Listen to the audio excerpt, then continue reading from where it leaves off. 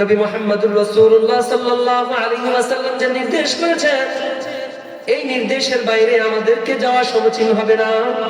সুতরাং রাসূলুল্লাহ সাল্লাল্লাহু আলাইহি ওয়াসাল্লাম যে প্রস্তাব পাঠিয়েছেন, সেই প্রস্তাবে আমি রাজি আছি। আশিক হো বেরাদার শাহিন শাহিদ আলম, आशिक हो बेरादार शहीन शाहिद आलम, मिश्को से ज्यादा मुबारक जिसका पसीना। अशहदु अन ला इलाहा इल्लल्लाह वहदहु ला शरीका लह, ونشهد أن سيدنا وسندنا وحبيبنا وطبيبنا وطبيب قلوبنا ومولانا محمدا الذي أرسله الله تعالى بالحق بشيرا ونذيرا وداعيا إلى الله بإذنه وسراجا وقمرا منيرا. أما بعد فأعوذ بالله من الشيطان الرجيم. بسم الله الرحمن الرحيم. وأطيعوا الله والرسول لعلكم ترحمون. وقال النبي صلى الله عليه وسلم: من أحيا سنتي فقد أحبني، ومن أحبني كان معي في الجنة، أو كما قال عليه الصلاة والسلام. إن الله وملائكته يصلون على النبي يا أيها الذين آمنوا صلوا عليه وسلموا تسليما. اللهم صل على محمد وعلى آل محمد كما صليت على إبراهيم وعلى آل إبراهيم إنك حميد مجيد. اللهم بارك على محمد وعلى آل محمد كما باركت على إبراهيم وعلى آل إبراهيم إنك حميد مجيد. سبحانك لا علم لنا إلا ما علمتنا إنك أنت العليم الحكيم. الحمد لله. ঐতিহাসিক জামিয়া আরবিয়া ইসলামিয়া পরমেশ্বরদী মাদ্রাসা কর্তৃক আয়োজিত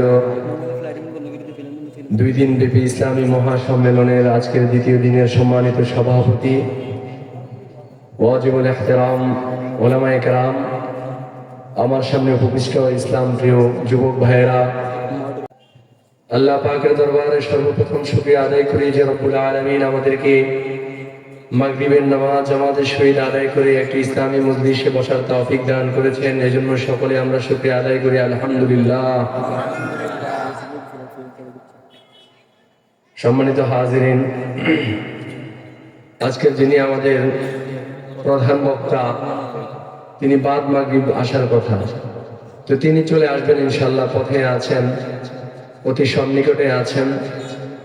তিনি আসার আগে এই যে সময়টা, এই সময়টা আমি আপনাদের সামনে ইনশাআল্লাহ কিছু আলোচনা করব। তো আমি যারা রাস্তাঘাটে দোকানে পাটে ঘোরাফেরা করতেছে তাদের উদ্দেশ্যে বলবো, আজকের প্রধান মেহমান মুফতি আলী হাসান উসামা সাহেব, উনি আমাদের সন্নিকটে আছেন। সুতরাং আপনারা এদিক সেদিক ঘোরাফেরা না করে মাহফিলের প্যান্ডেলে চলে আসুন। মোহতারাম হাজিরিন, আল্লাহ রাব্বুল আলামিন যুগে যুগে নবী রাসূল প্রেরণ করেছেন বিশ্ববাসীর শান্তির জন্য, সুখ শান্তির জন্য, কল্যাণের জন্য, সফলতার জন্য প্রেরণ করেছেন। সর্বশেষ নবী মুহাম্মদুর রাসূলুল্লাহ সাল্লাল্লাহু আলাইহি ওয়াসাল্লামকে প্রেরণ করেছেন আমাদের মাঝে। প্রেরণ করে দিয়ে এবার নির্দেশ করে দিলেন রাসূলুল্লাহ সাল্লাল্লাহু আলাইহি ওয়াসাল্লামের আনুগত্য করা, রাসূলুল্লাহ সাল্লাল্লাহু আলাইহি ওয়াসাল্লামের নির্দেশ মানা, তিনার অনুগত্য করা। এই নির্দেশ আল্লাহ তাআলা দিয়ে দিয়েছেন। যদি কোনো ব্যক্তি রাসূলুল্লাহ সাল্লাল্লাহু আলাইহি ওয়াসাল্লামকে পরিপূর্ণভাবে অনুসরণ করে, তিনার নির্দেশগুলো পুঙ্খানুভাবে পালন করে, তাহলে সে অবশ্যই সঠিক পথ প্রদর্শিত হবে। যেমনিভাবে সাহাবায়ে কেরাম রাদিয়াল্লাহু তাআলা আনহুম আজমাইন রাসূলুল্লাহ সাল্লাল্লাহু আলাইহি ওয়াসাল্লামের হুকুম পালনে পুরা পৃথিবীর মধ্যে উজ্জ্বল দৃষ্টান্ত পেশ করে গিয়েছেন, এর নজির পৃথিবীর অন্য কোনো সময়ে নাই। সাহাবায়ে কেরাম রাদিয়াল্লাহু তাআলা আনহুম আজমাইন রাসূলুল্লাহ সাল্লাল্লাহু আলাইহি ওয়াসাল্লামের আদেশকে নিজের জীবন দিয়ে হলেও তিনারা পালন করতেন। হযরতে হুযায়ফা ইবনে ইয়ামান রাদিয়াল্লাহু তাআলা আনহু যখন খলিফাতুল মুসলিমিন রাদিয়াল্লাহু তাআলা আনহু ওমর ইবনে খাত্তাব রাদিয়াল্লাহু তাআলা আনহু সারা বিশ্বের মধ্যে ইসলামের দাওয়াত তিনি ছড়িয়ে দিয়েছিলেন, তখন রোম সম্রাটের কাছে হুযায়ফা ইবনে ইয়ামান রাদিয়াল্লাহু তাআলা আনহুকে প্রেরণ করেছেন। প্রেরণ করে দিয়ে তিনাকে চিঠি দিয়ে দিলেন, যাও আমিরুল মুসলিমিন ওমর ইবনে খাত্তাব রাদিয়াল্লাহু তাআলা আনহু এর পক্ষ থেকে ইসলামের দাওয়াত তার কাছে পৌঁছে দাও। হযরতে হুযায়ফা ইবনে ইয়ামান রাদিয়াল্লাহু তাআলা রোম বাদশার দরবারে উপস্থিত হয়েছেন। এবার রোম পারস্যের দরবারে উপস্থিত হওয়ার পর তিনি যখন এই ইসলামের দাওয়াত তিনি যখন দিলেন, বাদশার একটা নিয়ম ছিল, যখন কোনো মেহমান তার দরবারে আসে তখন তার মেহমানদারি করা। হযরতে হুযায়ফা ইবনে ইয়ামান রাদিয়াল্লাহু তাআলা আনহুকে মেহমানদারি করার জন্য ডাকা হলো। তিনি যখন মেহমানদারি করার জন্য তিনাকে বলা হলো, তিনি বললেন, আমি মেহমানদারি গ্রহণ করতে প্রস্তুত আছি, কিন্তু শর্ত হলো আমার রাসূলের সুন্নাত। এই সুন্নাত হলো দস্তরখান বিছিয়ে খাবার খাওয়া, নিচে সমতল ভূমিতে খাবার খাওয়া, এটা হলো রাসূলের সুন্নাত, আমি এইভাবে খাবার খাবো। এই কথা উপস্থাপন করার পর রাজ দরবারের সকলেই কইল, ঠিক আছে, তাহলে তোমার যে শর্ত, এই শর্ত মানা হলো, তবে আমাদের যে রাজ দরবার যে নিয়ম আছে সেটা তোমাকে মানতে হবে, সেটা তুমি গ্রহণ করো। খলিফাতুল মুসলিমিন হযরতে ওমর ইবনে খাত্তাব রাদিয়াল্লাহু তাআলা আনহু এর দূত খাবার জন্য বসে গেলেন। যখন তিনি খাবার খাচ্ছিলেন, হঠাৎ করে তিনার হাত থেকে একটা লোকমা নিচে পড়ে গিয়েছেন। নিচে পড়ে যাওয়ার পর হযরতে হুযায়ফা ইবনে ইয়ামান রাদিয়াল্লাহু তাআলা আনহু এবার সেই খাবারটা উঠে নিচ্ছিলেন। এমন সময় তার আশেপাশে যারা ছিল এবং রাজদরবারে যারা ছিল, এরা বলতেছে, এই তুমি কি করতেছো? জানোনি তুমি কোথায় আসছো? তুমি রোম সম্রাটের দরবারে আসছো, এখানে খাবার পড়বে, নষ্ট হবে, আবার তোমার জন্য নতুন করে খাবার তৈয়ার আছে, আবার তোমাকে জন্য খাবার দেওয়া হবে, খাবারের কোনো অভাব নাই, নিচে পড়ে যাওয়া খাবার তোমার খাওয়া লাগবে না। হযরতে হুযায়ফা ইবনে ইয়ামান রাদিয়াল্লাহু তাআলা আনহু বলেন, আ'আতরুকু সুন্নাতা হাবিবি লিহাউলাইল হামকা, আমি কি আমার হাবিব নবী মুহাম্মদুর রাসূলুল্লাহ সাল্লাল্লাহু আলাইহি ওয়াসাল্লামের সুন্নাতকে এই সকল আহম্মকদের জন্য কি ছেড়ে দেব? এটা কখনো সম্ভব নয়। যেখানেই থাকি না কেন, নবী মুহাম্মদুর রাসূলুল্লাহ সাল্লাল্লাহু আলাইহি ওয়াসাল্লামের সুন্নাত হলো, যখন খাবার নিচে পড়ে যাবে, এই খাবার উঠিয়ে খাওয়ার রাসূলের সুন্নাত। সুতরাং আমি দুনিয়ার এই সকল আহমেদদের জন্য রাসূলের সুন্নাত ছাড়তে প্রস্তুত নয়। মুহতারাম হাজিরিন, সাহাবায়ে কেরাম রাদিয়াল্লাহু তাআলা আনহুম আজমাইন আল্লাহর রাসূলের সুন্নতকে কিভাবে তিনারা পালন করতেন, আর আজকে আমরা কিভাবে পালন করি। আজকে যদি আমাদেরকে বলা হয় রাসূলের সুন্নত তুমি কতটুকু পালন করতেছো, খোঁজ নিয়ে দেওয়া যাবে তাদের মধ্যে রাসূলের সুন্নত বিন্দু মাত্র নাই। এজন্য রাসূলের সুন্নত যদি আমাদেরকে শিখতে হয় সাহাবায়ে কেরাম রাদিয়াল্লাহু তাআলা আনহুম আজমাইন থেকে শিখতে হবে। মুহতারাম হাজিরিন, এই উম্মতের অপদস্থ হওয়ার, লাঞ্ছিত হওয়ার একটা প্রধান কারণ হলো তারা নবী মুহাম্মদুর রাসূলুল্লাহ সাল্লাল্লাহু আলাইহি ওয়াসাল্লামের সুন্নাত থেকে দূরে সরে যাওয়ার কারণে।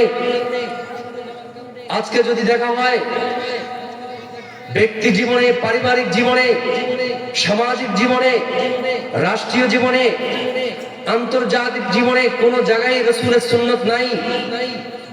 রাসূলের সুন্নাত না থাকার কারণে মুসলমান জায়গায় জায়গায় তারা অপদস্থ হচ্ছেন, লাঞ্ছিত হচ্ছেন। এটার কারণ হলো রাসূলের সুন্নাত না থাকার কারণে।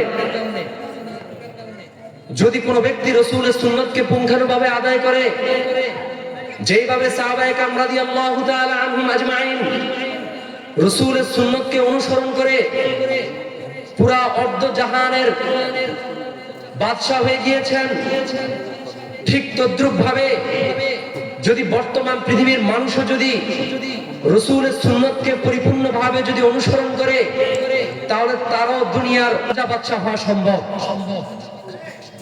কিন্তু আজকে আমাদের মধ্যে রাসূলের সুন্নাত নাই। এই রাসূলের সুন্নাত আমাদেরকে শিখতে হবে সাহাবায়ে কেরাম থেকে। বলেন কাদের থেকে? সাহাবায়ে কেরাম রাদিয়াল্লাহু তাআলা আনহুম আজমাইন থেকে রাসূলের সুন্নাত শিখতে হবে। রাসূলের সুন্নাত না বাস্তবায়ন করার কারণে আজকে আমরা জায়গায় জায়গায় লাঞ্ছিত হচ্ছি। হে যুবকেরা, রাসূলুল্লাহ সাল্লাল্লাহু আলাইহি ওয়াসাল্লামের রিসালাতের ক্ষতবিক্ষত অবস্থা, চারদিকে রাসূলুল্লাহ সাল্লাল্লাহু আলাইহি ওয়াসাল্লামের সমালোচনাকারী বিভিন্নভাবে গালমন্দ করতেছে। রাসূলুল্লাহ সাল্লাল্লাহু আলাইহি ওয়াসাল্লামের প্রতি বিন্দু মাত্র মুহাব্বত, তিনার সুন্নাতকে আঁকড়ে ধরার মতো আমাদের মধ্যে সেই মন মানসিকতা এখনো পর্যন্ত তৈরি হচ্ছে না। এই জন্য আমাদেরকে তৈয়ার হতে হবে। পুরা বাংলাদেশ সহ অন্যান্য দেশের মধ্যে বর্তমান সময়ে কাদিয়ানীরা মাথা ছেড়ে দিয়ে উঠছে। বিশ্বনবী নবী মুহাম্মদুর রাসূলুল্লাহ খাতামুন নবিয়্যিন, নবী মুহাম্মদুর রাসূলুল্লাহ সাল্লাল্লাহু আলাইহি ওয়াসাল্লামের পরে আর কোন নবী নাই, এটাই চির সত্য কথা। কিন্তু তারা নবী মুহাম্মদুর রাসূলুল্লাহ সাল্লাল্লাহু আলাইহি ওয়াসাল্লামের পরে অন্য কাউকে নবী বলে স্বীকার করে। আমরা তাদেরকে বলি, অন্য যে ধর্মের মানুষ হোক না কেন তাদের ধর্ম পালন করতে আমাদের কোনো সমস্যা নেই। কিন্তু মুসলিম নাম দিয়ে, ইসলাম নাম দিয়ে মুসলমানদেরকে ঈমান ধ্বংস করবে, সাধারণ মানুষের ঈমান ধ্বংস করবে ইসলাম নাম দিয়ে, এই কাদিয়ানী সম্প্রদায় মুসলমানদের এই জিনিসটা কখনো বরদাস্ত করতে নিতে পারবে না। সুতরাং আমরা ইতিপূর্ব কাদিয়ানীদেরকে রাসূলুল্লাহ সাল্লাল্লাহু আলাইহি ওয়াসাল্লামের সর্বশেষ তিনি নবী এটা স্বীকার করার জন্য বলা হয়েছে। কাদিয়ানীদেরকে বাংলাদেশের মধ্যে কাফের ঘোষণা করে দেওয়ার জন্য বলা হয়েছে। কিন্তু আমরা এই স্বীকারোক্তি রাষ্ট্রীয়ভাবে পাই নাই। সুতরাং আমরা এখন বর্তমান দেশের প্রতিনিধিকে আমরা বলবো যে কাদিয়ানীদেরকে রাষ্ট্রীয়ভাবে কাফের ঘোষণা করুন। তারা কাফের, তারা কাফের, ঠিক কিনা বলুন?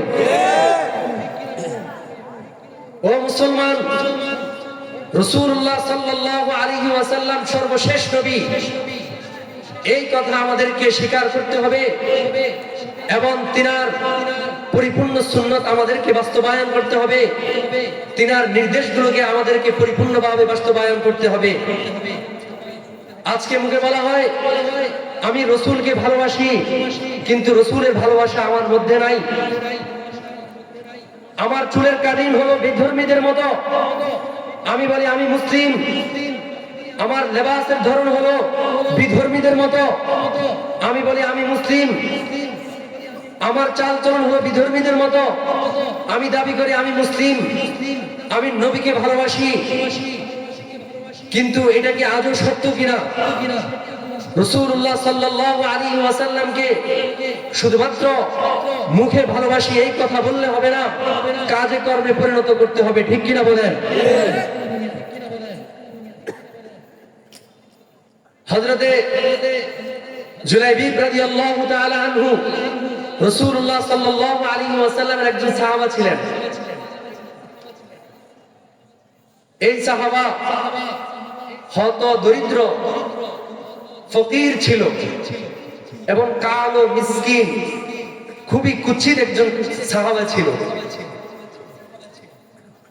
রাসূলুল্লাহ সাল্লাল্লাহু আলাইহি ওয়াসাল্লাম এবার তিনাকে প্রশ্ন করলেন, হে জুলাইবিব,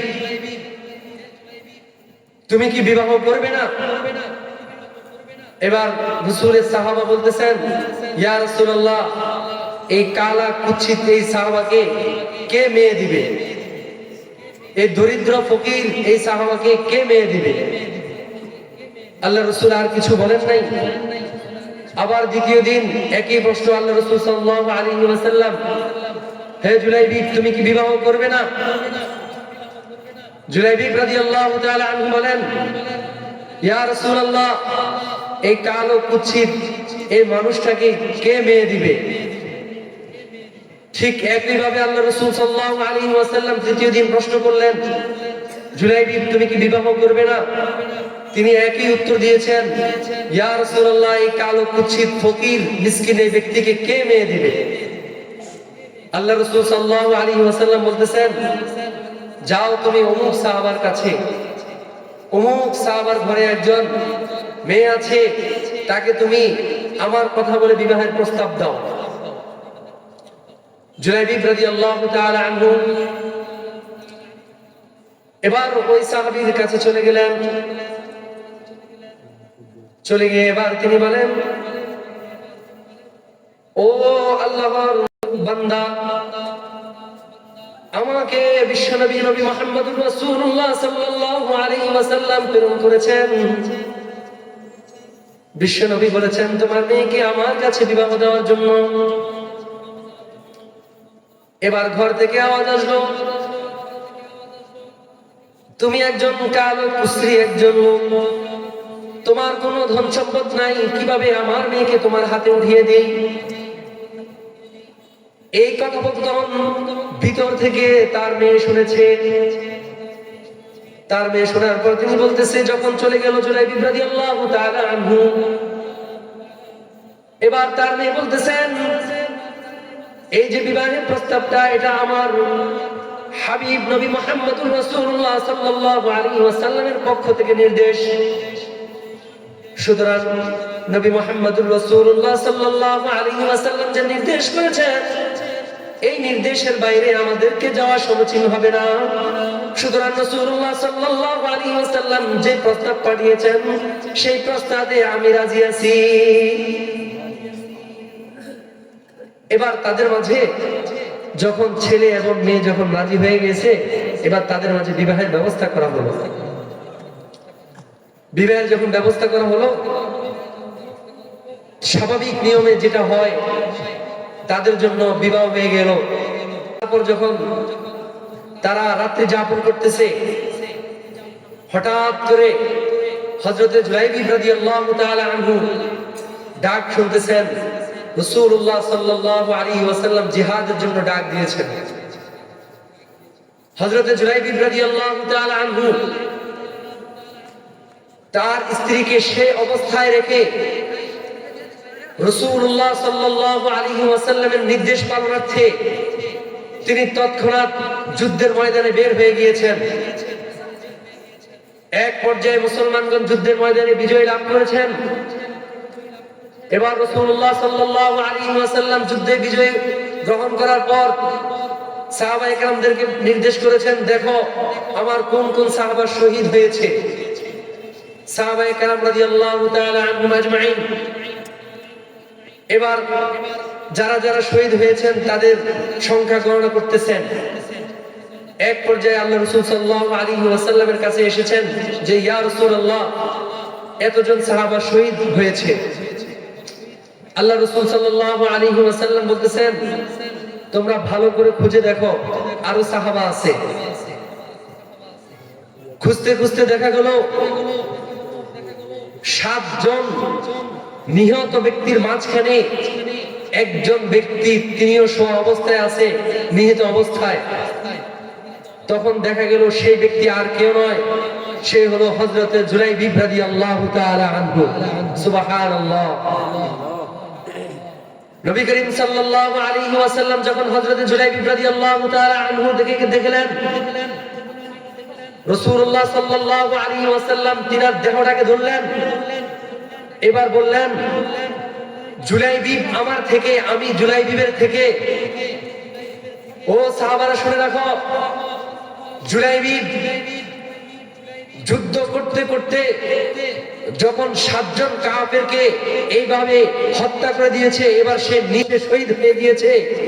সুতরাং সে আমার থেকে, আমি তার থেকে, অর্থাৎ সে আমার নির্দেশ পরিপূর্ণভাবে পালন করেছে।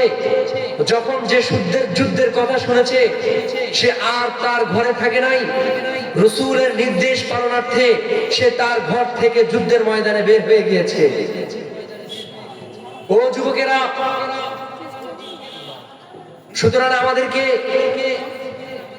যদি নবীর মহব্বত এবং নবীর ভালোবাসা, নবীজির আদর্শকে কিভাবে পালন করতে হয়, তাহলে আমাদেরকে সাহাবায়ে কেরাম রাদিয়াল্লাহু তাআলা আনহুম আজমাইনকে অনুসরণ করতে হবে। এই সাহাবায়ে কেরাম রাদিয়াল্লাহু তাআলা আনহুম আজমাইনকে অনুসরণ করার মাধ্যমেই আমরা রাসূলুল্লাহ সাল্লাল্লাহু আলাইহি ওয়াসাল্লামকে ভালোবাসার তরিকা এবং পদ্ধতি জানতে পারবো। সাহাবায়ে কেরাম রাদিয়াল্লাহু তাআলা আনহুম আজমাইন তো তাদের সম্পর্ক রাসূলুল্লাহ সাল্লাল্লাহু আলাইহি ওয়াসাল্লামের এমন ছিল, সাহাবায়ে কেরাম রাদিয়াল্লাহু তাআলা আনহুম আজমাইন নিজের জীবন থেকেও রাসূলুল্লাহ সাল্লাল্লাহু আলাইহি ওয়াসাল্লামকে বেশি ভালোবাসতেন। সাহাবায়ে কেরাম রাদিয়াল্লাহু তাআলা আনহুম আজমাইনের সমালোচনা করে, সাহাবায়ে কেরাম রাদিয়াল্লাহু তাআলা আনহুম আজমাইনের নিন্দা করে। যারা সাহাবায়ে কেরাম রাদিয়াল্লাহু তাআলা আনহুম আজমাইনের সমালোচনা করে, তাদেরকে বলতে চাই, তোমরা কাদের সমালোচনা করো, তোমরা কাদের নিয়ে নিন্দা করো, কাদের প্রতি হিংসা বিদ্বেষ করো তোমরা? যে সাহাবায়ে কেরাম রাদিয়াল্লাহু তাআলা আনহুম আজমাইন সম্পর্কে খুদ আল্লাহ তাআলা বলেছেন রাদিয়াল্লাহু তাআলা আনহুম আজমাইন, অর্থাৎ আল্লাহ তাআলা তাদের প্রতি সন্তুষ্ট হয়ে গিয়েছেন।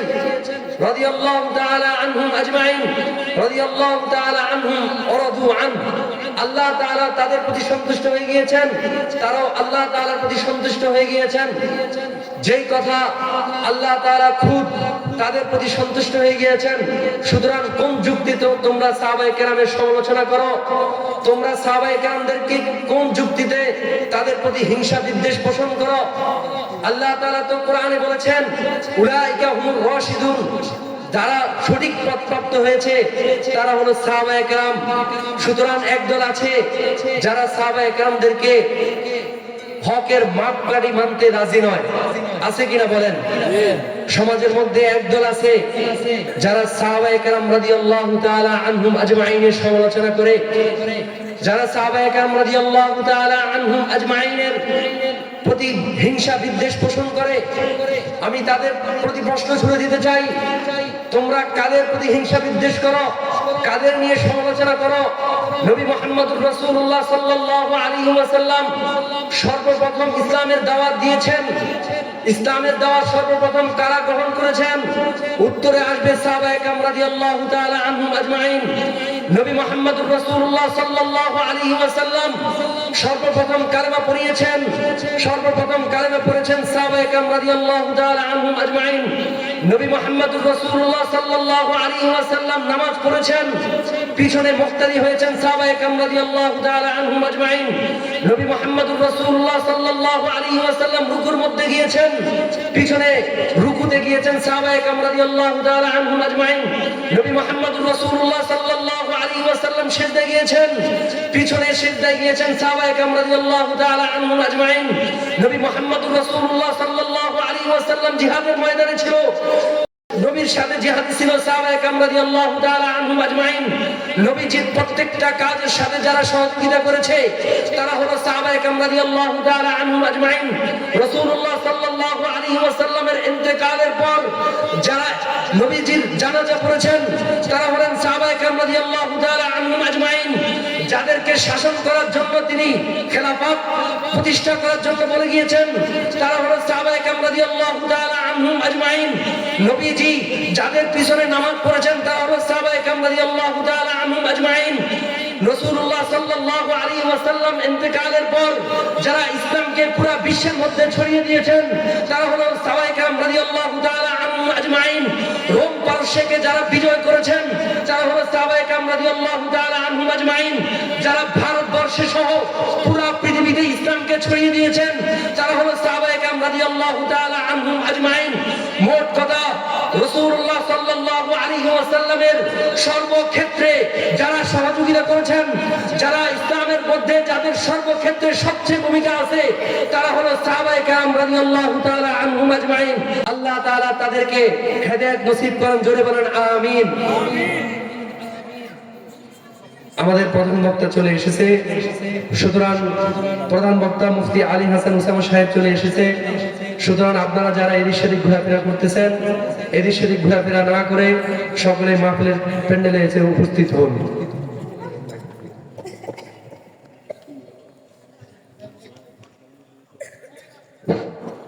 না